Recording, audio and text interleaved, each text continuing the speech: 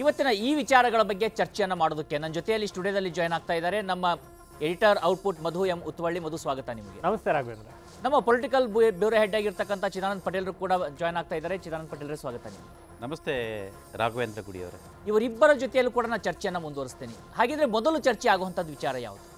ಇವತ್ತು ಮಾತು ಎಷ್ಟು ದೊಡ್ಡ ಮಟ್ಟದ ಕೆಂಡ ಆಗ್ತಾ ಇದೆ. ಆ ಮಾತಿನಿಂದ ನಡೀತಾ ಇರ್ತಕ್ಕಂಥದ್ದು ಏನು? ಬಿಜೆಪಿಗೆ ಸೆರಗಿನ ಕೆಂಡವಾಗ್ತಾ ಇರುವಂಥದ್ದು ಸಂಸದ ಅನಂತಕುಮಾರ್ ಹೆಗಡೆ. ಸಂಸದ ಅನಂತಕುಮಾರ್ ಹೆಗಡೆ ಮಾತಿನ ವಿವಾದ, ಬಿಜೆಪಿ ನಾಯಕರಿಗೆ ಇಕ್ಕಟ್ಟು ಆಗ್ತಾ ಇರುವಂಥದ್ದು, ಕೇಸರಿ ನಾಯಕರಿಗೆ ನುಂಗಲು ಆಗದ ಉಗಳಲು ಆಗಿರ್ತಕ್ಕಂಥ ಪರಿಸ್ಥಿತಿ ನಿರ್ಮಾಣವಾಗ್ತಾ ಇರುವಂಥದ್ದು. ಹಾಗಿದ್ರೆ ಈ ಒಂದು ವಿಚಾರಗಳಿಗೆ ಸಂಬಂಧಪಟ್ಟ ಹಾಗೆ ಯಾರು ಏನೆಲ್ಲ ಹೇಳ್ತಾ ಇದ್ದಾರೆ, ಆ ಮಾತಿನ ಮಹತ್ವ ಅಥವಾ ಮಾತುಗಳು ಏನಾಗ್ತಾ ಇದ್ದಾವೆ, ಇದೇ ಅನಂತಕುಮಾರ್ ಹೆಗಡೆ ಮೊನ್ನೆ ಹೇಳಿದ್ದೇನು ಅಂದರೆ ಶನಿವಾರ, ಇವತ್ತು ಹೇಳ್ತಾ ಇರುವಂಥದ್ದೇನು, ಎಲ್ಲ ವಿಚಾರಗಳ ಬಗ್ಗೆ ನೋಡ್ತಾ ಹೋಗೋಣ. ವಿರೋಧಿ ಸಿದ್ದರಾಮಯ್ಯ, ಕಾಂಗ್ರೆಸ್ ಅಲ್ಲ. ಯಾಕೆಂದ್ರೆ ಆ ಗತಿಗೆಟ್ಟ ಮಾನಸಿಕತೆ ಏನಿದೆ, ಅಲ್ಪಸಂಖ್ಯಾತರ ಓಟಿಗೆ ಹರಾಜಾಗಿ ಹೋಗಿರತಕ್ಕಂಥ ಮಾನಸಿಕತೆ ಏನಿದೆ, ಅದು ನಮ್ಮ ವಿರೋಧ.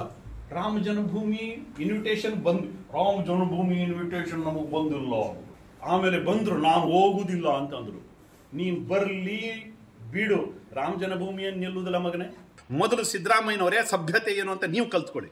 ಕಾಂಗ್ರೆಸ್ ಲೀಡರ್ಸ್ಗಳೇ ಸಂಸ್ಕೃತಿ ಅಂತಂದ್ರೆ ಏನು ಅಂತ ನೀವು ಕಲ್ತ್ಕೊಳ್ಳಿ. ಮಾತಾಡೋ ರೀತಿ ನೀತಿಗಳನ್ನು ನೀವು ಕಲ್ತ್ಕೊಳ್ಳಿ, ಆಮೇಲೆ ನಮಗೆ ಪಾಠ ಮಾಡಿ. ಸಿದ್ದರಾಮಯ್ಯನವರು ಕಳೆದ ಚುನಾವಣೆಗಳಲ್ಲಿ ಏನೆಲ್ಲ ಮಾತಾಡಿದ್ರು, ಅವರಿಗೊಂದು ಕಾನೂನು ನಮಗೊಂದು ಕಾನೂನು, ಅವರಿಗೊಂದು ನ್ಯಾಯ ನಮಗೊಂದು ನ್ಯಾಯ. ಇದು ಯಾವ ಸೀಮೆ ನ್ಯಾಯ ರೀ? ನೀವು ಹೇಳಿದ್ದು ಏಕವಚನದಲ್ಲಿ ಮಾತಾಡಿಸಿದ್ದು ಸರಿ ಅಂತಾದ್ರೆ ನಾನು ಮಾತಾಡಿದ್ದು ಸರಿ. What ever statement issued by Anant Kumar Hegde, I'll speak to him personally. It is his personal views. It cannot be termed as a party stand. ವೈಯಕ್ತಿಕ ನಿಂದನೆ ಮಾಡುವಂಥದ್ದು ಸರಿಯಲ್ಲ, ಅಷ್ಟಂತೂ ನಾನು ಹೇಳಬಲ್ಲೆ. ಆದರೆ ವಿಚಾರ ಏನಿದೆ, ರಾಮ ಮಂದಿರದ ವಿಚಾರವಾಗಿ ಸಿದ್ದರಾಮಯ್ಯನವರ ನಡವಳಿಕೆ ಏನಿದೆ ಅದನ್ನು ಖಂಡಿಸೋದನ್ನು ನಾನು ಒಪ್ಕೊಂತೀನಿ. ಆದರೆ ವೈಯಕ್ತಿಕವಾಗಿ ನಿಂದನೆ ಮಾಡುವಂಥದ್ದು ಯಾವುದೇ ಪೊಲಿಟಿಕಲ್ ಪಾರ್ಟಿ ಆಗಲಿ ನಮ್ಮ ಪಾರ್ಟಿ ಆಗಲಿ ಒಪ್ಪಲ್ಲ. ಅನಂತ್ ಕುಮಾರ್ ಹೆಗ್ಡೆ ಇದಾರಲ್ಲ, ನಾವು ಅಧಿಕಾರಕ್ಕೆ ಬಂದಿರೋದೇ ಸಂವಿಧಾನ ಬದಲಾವಣೆ ಮಾಡಕ್ಕೆ ಅಂತ ಹೇಳಿದವರು. ಮಂತ್ರಿ ಆಗಿದ್ದಾಗ, ಕೇಂದ್ರದ ಮಂತ್ರಿ ಆಗಿದ್ದಾಗ, ಇನ್ನು ಅವರಿಂದ ಸಂಸ್ಕೃತಿ ನಾವು ಬಯಸಕ್ಕಾಗತ್ತಾ? ಸುಸಂಸ್ಕೃತರು ಅಂತ ಹೇಳಕ್ಕಾಗತ್ತಾ ಅವ್ರನ್ನ? ಅನಂತಕುಮಾರ್ ಹೆಗಡೆ ಐ ಥಿಂಕ್ ಅವ್ರಿಗೆ ಪಾಪ ಅವರ ಮುಖಂಡಗಳೇ ಸ್ವಲ್ಪ ಅವ್ರಿಗೆ they should take care of his health. ಯಾಕೆಂದ್ರೆ ಯಾರು ಮಾನಸಿಕವಾಗಿ ಸ್ಥಿರ ಇರೋರು ಯಾರು ಮಾತಾಡಕ್ ಹೋಗಲ್ಲ. ಇವೆಲ್ಲ ಹೇಳಿಕೆಗಳನ್ನ ನೋಡ್ತಾ ಇದ್ವಿ. ಮಾತನಾಡಿದಂಥ ಮಾತುಗಳು, ಅನಂತಕುಮಾರ್ ಹೆಗಡೆ ಅವರ ಮಾತನಾಡಿದಂಥ ಮಾತುಗಳು ಅವರಿಗೆ ಬಿಜೆಪಿಯಿಂದ ಪಕ್ಷದಿಂದ ಸಮರ್ಥನೆ ಇಲ್ಲ ಅಂತ ಸ್ಪಷ್ಟವಾಗಿ ಹೇಳದಂಥ ಗೆರೆಗಳು. ಆದರೆ ಈ ಹಿಂದೆ ಕೂಡ ಎಲ್ಲ ಏನಾಗ್ತಾ ಇತ್ತು. ಹಾಗಿದ್ರೆ ಇವತ್ತು ಅನಂತಕುಮಾರ್ ಹೆಗಡೆ ಕೊಟ್ಟಂಥ ಹೇಳಿಕೆ ಇದೆಯಲ್ಲ, ಈ ಹೇಳಿಕೆಯ ಪರಿಣಾಮ ಏನಾಗುತ್ತೆ ಇವತ್ತಿನ ಸಂದರ್ಭದಲ್ಲಿ, ಈ ವಿಚಾರವನ್ನು ಇಟ್ಕೊಂಡು ನೋಡೋದಾದ್ರೆ ಮಧು, ಇವತ್ತು ಅವ್ರ ಹೇಳಿಕೆಯನ್ನೇನೋ ಕೊಟ್ಬಿಟ್ರು. ಮಾತನಾಡುವಂಥ ಸಂದರ್ಭದಲ್ಲಿ ಅವರು ಸಿಎಂಗೆ ಬಳಸಿದಂಥ ಪದಗಳು, ಇವತ್ತು ಕೊಟ್ಟಿರತಕ್ಕಂಥ ಸ್ಪಷ್ಟನೆ ಮತ್ತು ಅದರ ಬಗ್ಗೆ ವಿವರಣೆಗಳು, ಈ ವಿಚಾರ ಯಾವ ರೀತಿಯಾಗಿ ಇದು ಹೋಗ್ತಾ ಹೋಗುತ್ತೆ ಅಂತ.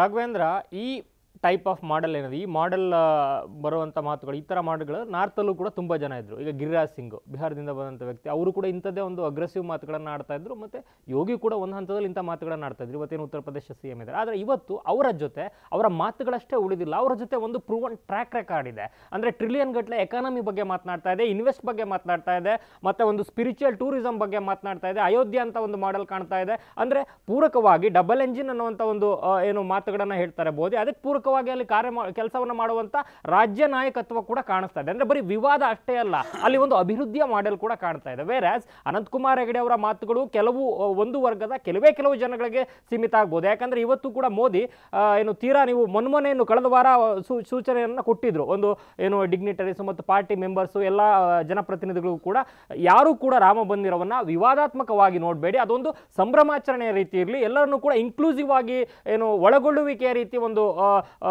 ಭಾವನೆಗಳನ್ನು ಬಿತ್ತುವಂತ ಕೆಲಸಗಳನ್ನು ಮಾಡಿ ಅನ್ನೋ ಒಂದು ಸೂಚನೆಯನ್ನು ಕೊಟ್ಟದ್ದು. ಅದಾದ ಒಂದು ವಾರದಲ್ಲಿ ಇಂತಹ ಹೇಳಿಕೆಗಳನ್ನು ಬಂದಿರೋದು. ಅದಕ್ಕೂ ಮುಂಚೆ ಏನು ಹೇಳಿತ್ತು, RSS ಕೂಡ ಮೋಹನ್ ಭಾಗವತ್ ಹೇಳಿದ್ರು, ಎಲ್ಲ ಕಡೆ ಶಿವಲಿಂಗವನ್ನು ಹುಡುಕಬೇಡಿ ಅಂತ ಹೇಳಿದ್ರು. ಅದರ ಅರ್ಥ ಏನು, ಅದಾದ ಮೇಲೆ ಏನು ಶ್ರೀರಂಗಪಟ್ಟಣದಲ್ಲಿ ಆಗಬೇಕಿದ್ದಂಥ ಅತಿ ದೊಡ್ಡ ಯಾತ್ರೆ ಸ್ವಲ್ಪ ತೀಕ್ಷ್ಣತೆಯನ್ನು ಕಡಿಮೆ ಮಾಡಿಕೊಳ್ತು. ಅಂದರೆ ಒಂದಕ್ಕೊಂದು ಎಲ್ಲವೂ ಕೂಡ ಇಂಟರ್ ರಿಲೇಟೆಡ್ ಇದೆ. ಆದರೆ ನಾನು ಯಾವ ಮಾಡೆಲನ್ನು ಹೇಳ್ತಾ ಇದ್ದಲ್ಲ, ಆ ಮಾಡೆಲ್ ಅಂತ ಬಂದರೆ ಅನಂತಕುಮಾರ್ ಹೆಗಡೆ ಅವರು ಈಗ ಕಾಂಗ್ರೆಸ್ನವರು ಆರೋಪ ಮಾಡ್ತಿರುವಂತೆ 5 ವರ್ಷದಿಂದ ಎಲ್ಲಿದ್ರು, ಹಿಂದೆ ಒಂದ್ಸಲ ಹೇಳಿದ್ರು 19ರಲ್ಲಿ ಸಂವಿಧಾನ ಬದಲಾಯಿಸ್ತೇವೆ ಅಂತ, ಅದಾದಮೇಲೆ ಎಷ್ಟು ವಿವಾದ ಆಯಿತು. ಅಮಿತ್ ಶಾ ಅವರು ಕಾರ್ಯಕ್ರಮವನ್ನು ಭಾಗವಹಿಸಿದ್ರು. ಮೈಸೂರು ಏನು ಸರೌಂಡಿಂಗಲ್ಲಿ ಪ್ರಚಾರ ಮಾಡುವಂಥ ಸಂದರ್ಭದಲ್ಲಿ ಶ್ರೀನಿವಾಸ್ ಪ್ರಸಾದ್ ಅವರು ಓಪನ್ ಸ್ಟೇಜಲ್ಲಿ ಏನು ವಿರೋಧವನ್ನು ವ್ಯಕ್ತಪಡಿಸಿದ್ದು, ಅವತ್ತು ಅದನ್ನು ಸರಿ ಮಾಡಲಿಕ್ಕೆ ಎಷ್ಟೆಲ್ಲ ಒದ್ದಾಡ್ತು ರಾಜ್ಯ ಬಿಜೆಪಿ ಮತ್ತು ಕೇಂದ್ರ ಬಿಜೆಪಿ ಅನ್ನುವಂಥದ್ದು ಇವತ್ತಿಗೂ ಕೂಡ ಅದು ಏನು ರೀಕಾಲ್ ಆಗ್ತಾನೆ ಇದೆ. ಇವತ್ತು ಕೂಡ ಸಿದ್ದರಾಮಯ್ಯ ಮಾತಾಡಿದರು. ಸೊ ಇನ್ನು ಅವರ ಒಂದು ಕ್ಷೇತ್ರಕ್ಕೆ ಸೀಮಿತವಾಗಿ ನೋಡೋದಾದ್ರೆ ಅಲ್ಲಿನ ಜನರು ಒಂದು ರೀತಿ ಸ್ವಾಭಿಮಾನಿಗಳು, ಒಂದು ರೀತಿ ಮುಗ್ಧರು ಇದ್ದಾರೆ. ಎಲ್ಲೆಲ್ಲೂ ಕೇಸರಿ ಧ್ವಜಗಳು ಕಾಣಿಸ್ತವೆ ಬಿಟ್ಟರೆ ಅಲ್ಲಿ ಇವರಿಗೆ ಎಷ್ಟು ಪೂರಕವಾಗಿದೆ ವಾತಾವರಣ ಅಂದರೆ ಅಭಿವೃದ್ಧಿಗೂ ಕೂಡ ತುಂಬ ಪಶ್ಚಿಮ ಘಟ್ಟಗಳು ದೊಡ್ಡ ಮಟ್ಟದ ಅಭಿವೃದ್ಧಿ ಕೆಲಸವನ್ನು ತಗೊಳ್ಳಲಿಕ್ಕೆ ಸಾಧ್ಯ ಇಲ್ಲ. ಈಗ ಪ್ರತಾಪ್ ಸಿಂಹ ಮಾತನಾಡುವ ರೀತಿ ಹೆದ್ದಾರಿಗಳನ್ನಾಗಲಿ ರೈಲುಗಳನ್ನಾಗಲಿ ತಂದು ನಿಲ್ಲಿಸುತ್ತೆ ಅಂತ ಹೇಳಲಿಕ್ಕೆ ಸಾಧ್ಯ ಇಲ್ಲ. ಅದು ಕೂಡ ವಾತಾವರಣ ಪೂರಕವಾಗಿದೆ. ಎಲ್ಲ ಮನೆಗಳಿಗೂ ಕೂಡ ಎಕ್ಸಾಕ್ಟ್ಲಿ ಆಸ್ಪತ್ರೆನೂ ಕೂಡ ಆಗಿಲ್ಲ ಬಿಡಿ, ಸಿರ್ಸಿನಿಲ್ಲ, ಅದು ಒದ್ದಾಡ್ತಾ ಇದೆ. ಅಂದರೆ ಯಾವ ರೀತಿ ಇದೆ ಅಂತಂದ್ರೆ ಅಲ್ಲಿ ವಾತಾವರಣ ಜನರೇ ತಮ್ಮ ಮನೆಗಳಿಗೆ ರಸ್ತೆಗಳನ್ನು ಮಾಡ್ಕೊಳ್ಳುವಂಥದ್ದು, ಗ್ರಾಮ ಪಂಚಾಯತಿಯಿಂದ ಹಿಡಿದು ಲೋಕಸಭಾ ಸಂಸದರವರೆಗೆ ಅಲ್ಲಿನ ಜನಪ್ರತಿನಿಧಿಗಳ ಬಹುತೇಕ ವರ ಮತ್ತು ಜನರ ಶಾಪವೂ ಕೂಡ ಇದೆ. ಅಭಿವೃದ್ಧಿಯ ಹೊರತಾಗಿ ಬಾಕಿಯೆಲ್ಲ ಮಾತುಗಳನ್ನು ಆಡ್ತಾರೆ. ಆ ಮಾತುಗಳು ಕೂಡ ಯಾವ ಟೈಮಿಂಗ್ ಅನ್ನೋದು ಕೂಡ ಮ್ಯಾಟರ್ ಆಗುತ್ತೆ. ಆ ಟೈಮಿಂಗ್ ಇನ್ನೇನು ಕ್ಲೋಸ್ ಟು ಎಲೆಕ್ಷನ್, ಅದನ್ನ ಬಿಟ್ಟರೆ ಏನು ಮಾಡ್ತಾ ಇದ್ರು ಅಂತ ಪ್ರಶ್ನೆ ಸಹಜವಾಗಿ ಬರುತ್ತೆ. ಇದರ ಹೊರತಾಗಿ ಮಾಡಲಿಕ್ಕೆ ಬಹಳ ಕೆಲಸಗಳಿದ್ವು. ಮತ್ತು ಒಬ್ಬ ಜವಾಬ್ದಾರಿಯುತ ಜನಪ್ರತಿನಿಧಿಯಾಗಿ ತಾನು ಕೊಡುವಂಥ ಹೇಳಿಕೆ ತಮ್ಮ ಪಕ್ಷಕ್ಕೆ ಅಮೂಲಾಗ್ರವಾಗಿ ತನ್ನ ಕ್ಷೇತ್ರಕ್ಕಷ್ಟೇ ಅಲ್ಲ, ಅವರ ಒಂದು ಮತ ಬ್ಯಾಂಕ್ ಒಂದು ಮಾರ್ಜಿನ್ ಅನ್ನು ದೊಡ್ಡದು ಮಾಡ್ಕೊಬಹುದು. ಯಾಕಂದ್ರೆ ನನಗೆ ಮುಸ್ಲಿಂ ಓಟ್ ಬೇಡ ಅಂತ ಹೇಳಿದ್ರು ಆ ಒಂದು ಎಲೆಕ್ಷನ್ ಅಲ್ಲಿ ಅತಿ ದೊಡ್ಡ ಮಾರ್ಜಿನ್ ಅಲ್ಲಿ ಗೆದ್ರು ಅಂತ ಒಂದು ವೈಯಕ್ತಿಕ ಲಾಭಗಳಾಗ್ಬೋದು. ಆದ್ರೆ ಒಬ್ಬ ಪಕ್ಷದ ಪ್ರತಿನಿಧಿಯಾಗಿ, ಒಂದು ಸಿದ್ಧಾಂತದ ಪ್ರತಿನಿಧಿಯಾಗಿ ಯಾವ ರೀತಿ ತೊಂದರೆ ಆಗುತ್ತೆ ಅನ್ನುವಂಥದ್ದನ್ನು ಕೂಡ ಗಮನಿಸಿಯೇ ಇವತ್ತು ಯಾವ ರಾಜ್ಯ ನಾಯಕರು ಕೂಡ ಜೊತೆಗೆ ನಿಲ್ತಾ ಇಲ್ಲ, ಏಕಾಂಗಿ ಆಗಿದ್ದಾರೆ. ಕೇಂದ್ರ ನಾಯಕರು ಕೂಡ ಅಂತರವನ್ನು ಕಾಯ್ದುಕೊಂಡಿದ್ರೆ ಒಂದು ರೀತಿ ತುಂಬಾ ಪಾಸಿಟಿವ್ ಆಗಿದ್ದಂಥ ಸಂದರ್ಭದಲ್ಲಿ ಇವರು ಕೊಟ್ಟಿರುವಂಥ ಹೇಳಿಕೆ ಹಾಲಲ್ಲಿ ಹುಳಿ ಹಿಡಿದಂತಂತೂ ಆಗಿದೆ. ಕೆಲವರು ವೈಯಕ್ತಿಕವಾಗಿ ಇಷ್ಟಪಡ್ಬೋದು, ಆದರೆ ಒಟ್ಟಾರೆ ಮೋದಿ ನಾಯಕತ್ವದ ಬಿಜೆಪಿ ಏನು ಬಯಸ್ತಾ ಇದೆ, ಏನನ್ನ ಕನ್ವೆ ಮಾಡಲಿಕ್ಕೆ ಟ್ರೈ ಮಾಡ್ತಾ ಇದೆ, ಅದಕ್ಕೆ ವೈರುಧ್ಯವಾಗಿದೆ ಅವರ ಹೇಳಿಕೆ. ಅದರಿಂದ ದೂರಗಾಮಿ ಪರಿಣಾಮಗಳಂತೂ ಖಂಡಿತ ಇದೆ. ಗುಡಿ ಖಂಡಿತವಾಗಿ ಇವತ್ತು ಹೇಳ್ತಾ ಇನ್ನೊಂದು ಮಾತನ್ನ ಹೇಳ್ತಾರೆ ಅನಂತಕುಮಾರ್ ಹೆಗಡೆ ಅವರು. ಏನಂದ್ರೆ ಅವರೆಲ್ಲ ಏನು ಮಾತನಾಡಿದ್ರು, ಸಂಸ್ಕೃತಿ ಬಗ್ಗೆ ನಾನೇ ಅವ್ರಿಗೆ ಪಾಠವನ್ನು ಕೊಡ್ತೀನಿ ಅಂತ. ಅದೇ ರೀತಿಯಾಗಿ ಇವತ್ತು ನಾವು ಗಮನಿಸೋದಾದ್ರೆ ಒಂದು ಕಡೆ ದಿನೇಶ್ ಗುಂಡೂರಾವ್ ಅವರು ಯೋಗಿ ಆದಿತ್ಯನಾಥ್ ಬರುವಂಥ ಸಂದರ್ಭದಲ್ಲಿ ಕೊಟ್ಟಂತ ಹೇಳಿಕೆ ಇರ್ಬೋದು, ಅದು ಕೂಡ ಸಾಕಷ್ಟು ವಿವಾದಕ್ಕೆ ಕಾರಣ ಆಗಿರುತ್ತೆ. ಸಿಎಂ ಸಿದ್ದರಾಮಯ್ಯ ಅವರು ಮೋದಿ ಬಗ್ಗೆ ಕೊಟ್ಟಂತ ಹೇಳಿಕೆ ಇರ್ಬೋದು. ಇತ್ತೀಚೆಗಷ್ಟೇ ಮಲ್ಲಿಕಾರ್ಜುನ್ ಖರ್ಗೆ ಅವರು ಚುನಾವಣಾ ಭಾಷಣವನ್ನು ಮಾಡ್ತಾ ಪ್ರಧಾನಮಂತ್ರಿ ನರೇಂದ್ರ ಮೋದಿ ಅವ್ರನ್ನ ಕರೆದಂಥ ರೀತಿಗಳಿರ್ಬೋದು, ಅದು ದೊಡ್ಡ ಮಟ್ಟದಲ್ಲಿ ಒಂದು ವಿವಾದಕ್ಕೆ ಕಾರಣ ಆದರೂ ಕೂಡ ಕಾಂಗ್ರೆಸ್ ಅದನ್ನ ಎಲ್ಲೂ ಕೂಡ ಅದನ್ನ ದೂರ ಇಡೋದಿಲ್ಲ. ಇವತ್ತು ನಾವು ಒಂದು ಸ್ಪಷ್ಟವಾಗಿ ನೋಡ್ಬೋದು, ಬಿಜೆಪಿ ನಾಯಕತ್ವ ಅನಂತಕುಮಾರ್ ಅವರಿಂದ ಡಿಸ್ಟೆನ್ಸ್ ಅನ್ನು ಕಾಯ್ದುಕೊಳ್ತಾ ಇದೆ. ಆದರೆ ಕಾಂಗ್ರೆಸ್ ಆದಂಥ ಸಂದರ್ಭದಲ್ಲಿ ಆ ರೀತಿ ಡಿಸ್ಟೆನ್ಸ್ ಅನ್ನು ಕಾಯ್ದುಕೊಳ್ಳಿಲ್ಲ. ಹಾಗಿದ್ದಾಗ ಇವತ್ತು ಯಾರನ್ನ ದೂಷಿಸಬೇಕು, ಇದು ಎಲ್ಲಿಗೆ ಹೋಗಿ ಮುಟ್ಟುತ್ತೆ ಅಂತ ಪಟೇಲ್ರೆ ಮೊದಲು ಹೇಳಿದ್ರು. ಉತ್ತರ ಕನ್ನಡದ ಅಭಿವೃದ್ಧಿ ಬಗ್ಗೆ ಒಂದು ಮಾತನ್ನು ಹೇಳಿದರು. ಒಬ್ಬ ಜನನಾಯಕ ಆದವನು ತನ್ನ ಮಾತಲ್ಲಿ 6 ಬಾರಿ MP ಆಗಿರುವಂಥವರು ಜನನಾಯಕರು. ನಾನು ಉತ್ತರ ಕನ್ನಡ ಜಿಲ್ಲೆಗೆ ನಾನು ಸ್ಪರ್ಧೆ ಮಾಡ್ತಕ್ಕಂಥ ನನ್ನ ಕ್ಷೇತ್ರಕ್ಕೆ ನಾನು ಏನು ಮಾಡಿದ್ದೆ ಅನ್ನೋದು ಒಂದು ದಿನವೂ ಕೂಡ ಅವ್ರ ಬಾಯಿಂದ ಬಂದಿಲ್ಲ. ನಂಬರ್ 1. ಇವರು ಸಮಸ್ತ ಹಿಂದೂಗಳ ವಕ್ತಾರರಂತ ಮಾತನಾಡ್ತಾರಲ್ಲ. ಇವತ್ತು ಲೋಕಸಭೆಯಲ್ಲಿ ಎಷ್ಟು ಬಾರಿ ಈ ದೇಶದಲ್ಲಾಗಿರ್ತಕ್ಕಂಥ ಹಿಂದೂಗಳ ಮೇಲೆ ಇರ್ತಕ್ಕಂಥ ಅತ್ಯಾಚಾರಗಳು, ಹಲ್ಲೆಗಳು ಆಗಿರ್ತಕ್ಕಂಥ ಅನಾಚಾರಗಳ ಬಗ್ಗೆ ಎಷ್ಟು ಬಾರಿ ಇವರು ಲೋಕಸಭೆಯಲ್ಲಿ ಇವರು ಧ್ವನಿ ಎತ್ತಿದ್ದಾರೆ, ಎಷ್ಟು ಬಾರಿ ಹೋರಾಟಗಳನ್ನು ಮಾಡಿದ್ದಾರೆ, ಎಷ್ಟು ಬಾರಿ ರಾಜ್ಯಾದ್ಯಂತ ಹಿಂದೂ ಕಾರ್ಯಕರ್ತರ ಮನೆಗೆ ಬೇರೆ ಬೇರೆ ಸಮಸ್ಯೆ ಆದಂಥ ಸಂದರ್ಭ, ಅದು ಶಿವಮೊಗ್ಗದ ಹರ್ಷದಿಂದ ಹಿಡಿದು ಮಂಗಳೂರಿನ ಘಟನೆಗಳಿಂದ ಹಿಡಿದು ಬೆಂಗಳೂರಿನ ಘಟನೆಗಳಿಂದ ಎಷ್ಟು ಮನೆಗಳಿಗೆ ಇವರು ಹೋಗಿ ಭೇಟಿ ಕೊಟ್ಟಿದ್ದಾರೆ, ಎಷ್ಟು ಮನೆಗಳಿಗೆ ಸಾಂತ್ವನ ಹೇಳಿದ್ದಾರೆ. At the same time Paresh Mesta issue ಆಯಿತು. ಇಶ್ಯೂ ಆದಾಗ ಅವರ ಕುಟುಂಬ ಇವತ್ತು ಯಾವ ಸ್ಥಿತಿಲಿ ಇದೆ ಅಂತ ಇವ್ರಿಗೆ ಗೊತ್ತಾ? ಇದು ಒಂದು ಭಾಗ. ಮತ್ತೊಂದು ಕಡೆ ಅನಂತಕುಮಾರ್ ಹೆಗಡೆ ಅವರಿಗೆ ಒಂದು ಫೀಲಿಂಗ್ ಕಾಡ್ತಾ ಇದೆ.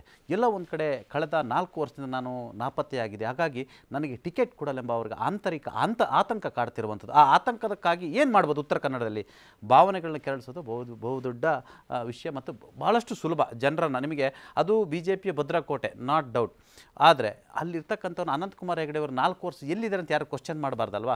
ಇರ್ತಕ್ಕಂಥ ಇವತ್ತಿನ ನೀವು ಯುವ ಜನಾಂಗ ಯಾವುದೂ ಥಿಂಕ್ ಮಾಡಲ್ಲ. ನೀವು ಒಂದು ವಾಟ್ಸಪ್ಪಲ್ಲಿ ಒಂದು ಮೆಸೇಜ್ ಬಂದು ಕೂಡಲೇ ನೀವು ಅದನ್ನೇ ಡಿಸೈಡ್ ಮಾಡ್ತಾರೆ. ಯಾರೂ ಕೂಡ ರಿಸರ್ಚ್ ಮಾಡಲ್ಲ ಇದು ಸತ್ಯನೋ ಸುಳ್ಳು ಅಂತೇಳಿ. ಇವತ್ತು ಅನಂತಕುಮಾರ್ ಹೆಗಡೆ ಮಾತನಾಡ್ತಿರೋದು ಹಿಂದೆ ಏನಿಲ್ಲ, ನೋ ಡೌಟ್ ಅಲ್ಲಿ ಅವರಿಗೆ ಟಿಕೆಟ್ ಮತ್ತೆ ಬೇಕಾಗಿದೆ. ಎಲ್ಲ ಒಂದು ಕಡೆ ಕೇಂದ್ರದ ವರಿಷ್ಠರು ಈ ಬಾರಿ ಟಿಕೆಟ್ ಅವ್ರಿಗೆ ಕೊಡಲ್ಲ ಅನ್ನೋ ಒಂದು ಆತಂಕ ಎದುರಾಗಿರುವಂಥ, ಅದಕ್ಕಾಗಿ ಅವರು ಟಿಕೆಟ್ಗಾಗಿ ಮಾಡ್ತಿರ್ತಕ್ಕಂಥ ಮೊದಲನೇ ಸರ್ಕಸ್ ಇದು.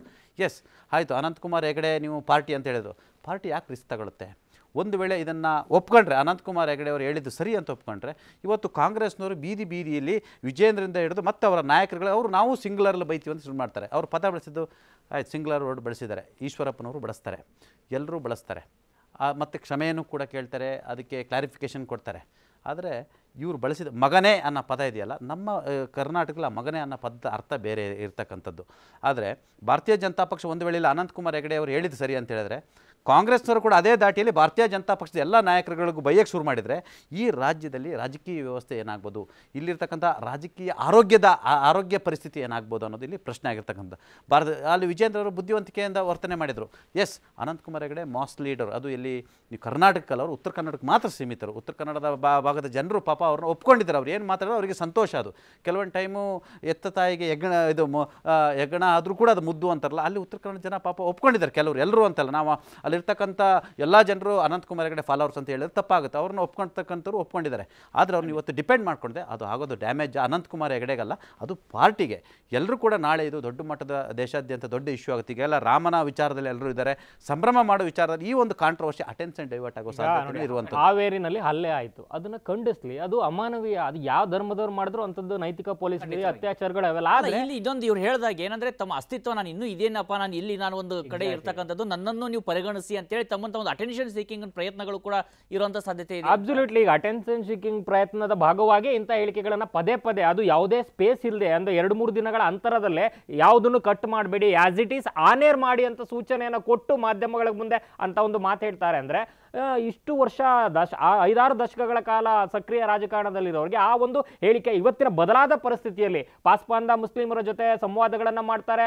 ಮೋದಿ ಶುಕ್ರಿಯಾ ಅಂತ ಪ್ರೋಗ್ರಾಮ್ಗಳು ನಡೀತಾ ಇದೆ, ಮೋದಿ ಭಾಯ್ಜಾನ್ ಅಂತ ಪ್ರೋಗ್ರಾಮ್ಗಳು ನಡೀತಾ ಇದೆ. ಇಂತಹ ಬ್ಯಾಕ್ ಡ್ರಾಪ್ ಸೌದಿ ಅರೇಬಿಯಾ ಜೊತೆ ಯಾವ ರೀತಿ ಏನು ಟೈಅಪ್ ಆಗ್ತಾ ಇದೆ ಅಂದ್ರೆ, ಮೂಲಭೂತವಾದ ಬೇರೆ, ಅಭಿವೃದ್ಧಿ ಪೂರಕವಾಗಿರುವಂತ ಸರ್ವಧರ್ಮ ಏನು ಸಮನ್ವಯತೆ ಬೇರೆ ಅನ್ನುವಂತ ಒಂದು ಥಿಯರಿಯನ್ನು ಮಂಡಿಸ್ತಾ ಟೈಮಲ್ಲಿ ಕಳೆದ 6 ಚುನಾವಣೆಗಳು ಕೂಡ ಅವರಿಗೆ ಕಾಂಪಿಟೇಟರ್ಸ್ ಇರಲಿಲ್ಲ.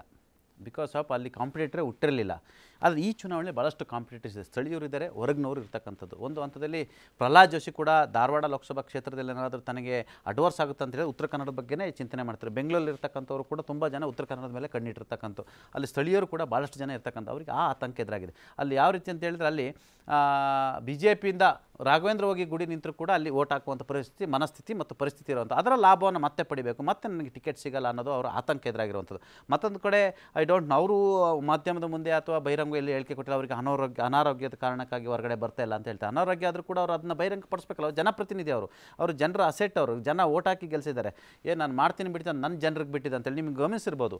ಕಳೆದ 30 ವರ್ಷಗಳಿಂದ ನಿಮಗೆ ಉತ್ತರ ಕನ್ನಡದಲ್ಲಿ ಒಂದು ಒಳ್ಳೆ ಹಾಸ್ಪಿಟಲ್ ಇಲ್ಲ, ಸುಸಜ್ಜಿತವಾದ ಹಾಸ್ಪಿಟಲ್. ಆಮೇಲೆ ಅಲ್ಲಿ ಆ ಜಿಲ್ಲೆಯಿಂದ ಇಡೀ ದೇಶದಲ್ಲ, ಪ್ರಪಂಚದಿಂದ. ಈಗ ನೋಡಿ, ಲಕ್ಷದ್ವೀಪದ ಬಗ್ಗೆ ಮಾತನಾಡ್ತೀವಿ ಎಷ್ಟೆಲ್ಲ, ಆದ್ರೆ ಉತ್ತರ ಕನ್ನಡದಲ್ಲಿರುವಂತ ಪ್ರವಾಸಿ ತಾಣಗಳು ರಾಜ್ಯದಲ್ಲಿ ಎಷ್ಟು ಸಮೃದ್ಧವಾಗಿದೆ ಅಂತ ಒಂದೇ ಒಂದು ಕೆಲಸವನ್ನ ಮಾಡಿದ್ರೆ, ಬಾಕಿ ಅಭಿವೃದ್ಧಿ ವಿಚಾರಗಳನ್ನ ಬಿಟ್ಬಿಡಿ, ಪ್ರವಾಸೋದ್ಯಮಕ್ಕೆ ಎಷ್ಟು ಪೂರಕವಾಗಿತ್ತು ವಾತಾವರಣ, ಆ ಜಿಲ್ಲೆಯಲ್ಲಿ ಏನು ಕೆಲಸಗಳನ್ನ, ಏನು ಕರಾವಳಿ ಇರ್ಬೋದು ಅಥವಾ ಮಲೆನಾಡಿಗೆ ಪೂರಕವಾಗಿರುವಂತಹ ವಾತಾವರಣಗಳ ಎಲ್ಲವನ್ನು ಕೂಡ ಯಾವ ರೀತಿ ಇವರು ಪ್ರೊಜೆಕ್ಟ್ ಮಾಡಿದ್ದಾರೆ, ಪ್ರಮೋಟ್ ಮಾಡಿದ್ದಾರೆ, ಎಷ್ಟು ಅಭಿವೃದ್ಧಿ ಯೋಜನೆ. ಫೈರ್ ಬ್ರ್ಯಾಂಡ್ ಅಲ್ವಾ, ಇದೇ ಫೈರ್ ಬ್ರ್ಯಾಂಡು. ಉತ್ತರ ಕನ್ನಡದ ಪ್ರವಾಸೋದ್ಯಮ ಬಗ್ಗೆ ಮಾತನಾಡಲಿ, ಜನರಿಗೆ ಮತ್ತಷ್ಟು ಮಾಡಲಿ, ಉತ್ತರ ಕನ್ನಡದ ಸಮಸ್ಯೆಗಳ ಬಗ್ಗೆ ಬೆಳಕು ಚೆಲ್ಲಿ ಲೋಕಸಭೆಯಲ್ಲಿ. ಉತ್ತರ ಕನ್ನಡಕ್ಕೆ ಸುಸಜ್ಜಿತವಾದ ಮಲ್ಟಿ ಸ್ಪೆಷಾಲಿಟಿ ಆಸ್ಪತ್ರೆ ಪಕ್ಕದ ಬೆಳಗಾವಿ ಬರಬೇಕು, ಈ ಕಡೆ ಬರಬೇಕು, ಹುಬ್ಳಿಗೆ. ಸಿದ್ದರಾಮಯ್ಯ ನೀವು ದುಡ್ಡು ಕೊಟ್ಟಿಲ್ಲ ಮಲ್ಟಿ ಸ್ಪೆಷಾಲಿಟಿ ಹಾಸ್ಪಿಟ್ಲಿಗೆ, ಇದು ನಮ್ಮ ಜಿಲ್ಲೆಗೆ ಮಾಡ್ತಿರೋ ಅವಮಾನ ಮತ್ತು ಬೇಜಾರು, ಅನ್ಯಾಯ ಅಂತೇಳಿ ಪ್ರತಿಭಟನೆ ಮಾಡೋದು ಅಥವಾ ಆಪೂರಕವಾಗಿ ಮಾತನಾಡೋದು ಬೇರೆ. ಈ ರೀತಿ ಅಂದ್ರು ಪದಗಳ ಬಳಕೆಯಲ್ಲಿ ತೀಕ್ಷ್ಣವಾಗಿ ಮಾತನಾಡೋದು ತಪ್ಪು ಅಂತ ಇವತ್ತು ಸಾಕಷ್ಟು ಒಂದು ಹೇಳ್ತೇನೆ, ಇದು ಒಳ್ಳೆಯ ಬೆಳವಣಿಗೆ ಅಲ್ಲ. ಅದು ಅನಂತಕುಮಾರ್ ಹೆಗಡೆ ಇರ್ಬೋದು, ಕಾಂಗ್ರೆಸ್ನ ಇರ್ಬೋದು, ಯಾರು ಕೂಡ ವೈಯಕ್ತಿಕ ಮಟ್ಟಕ್ಕೆ ಭಾಷೆಗಳನ್ನ ಬಳಸೋದಿದೆಯಲ್ಲ, ಅದು ರಾಜಕೀಯ ಆರೋಗ್ಯಕ್ಕೆ ಒಳ್ಳೆಯದಲ್ಲ. ಮತ್ತು ನಿರ್ಣಾಯಕ ಘಟ್ಟದಲ್ಲಿ ಈ ರೀತಿ ಹೇಳಿಕೆಗಳು ಟಿಕೆಟ್ ಬಗ್ಗೆ ಇರೋ ಅನುಮಾನವನ್ನ ಇನ್ನಷ್ಟು ಕೂಡ ದಟ್ಟ ಮಾಡಿ ಕೈತಪ್ಪಿಸೋ ಸಾಧ್ಯತೆಯನ್ನು ಕೂಡ ತಳ್ಳಿ ಹಾಕುವಂತಿಲ್ಲ ಗುಡಿ. ಖಂಡಿತ.